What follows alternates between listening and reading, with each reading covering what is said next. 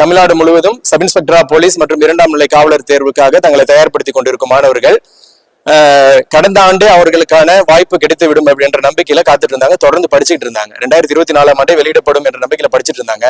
ஆனா டிஎன்யூஎஸ்ஆர்பி வெப்சைட்ல coming soon அப்படின்ற ஒரு அப்டேட்டை கொடுத்துட்டு நோட்டிபிகேஷன் வெளியிடப்படும் அப்படின்னு சொன்னதுனால எண்ணற்ற மாணவர்கள் அவங்க செஞ்சுட்டு இருந்த வேலை, ஏன்னா இப்ப இருக்கிற காலகட்டத்துல 2 மாதம் 3 மாதம் 4 மாதம் படிச்சா பாஸ் பண்ணிட முடியும் என்ற சூழல் இல்லையா. அதனால அவங்க எந்த வேலையை செஞ்சுட்டு இருந்தாலும் எல்லாத்தையும் எடுத்து ஓரம் வச்சுட்டு இரண்டாம் நிலை காவலர் மற்றும் சப் இன்ஸ்பெக்டரா போலீஸ் ரெக்ரூட்மெண்ட்டுக்காகவே தன்னை தயார்படுத்திக்கணும் அப்படின்றதுக்காக பொருளாதார ரீதியா மிகவும் பின்தங்கிய மாணவர்கள் கூட அவங்க கிட்ட என்ன சோர்ஸ் இருக்கோ அதை வச்சு படிக்க ஆரம்பிச்சுட்டாங்க.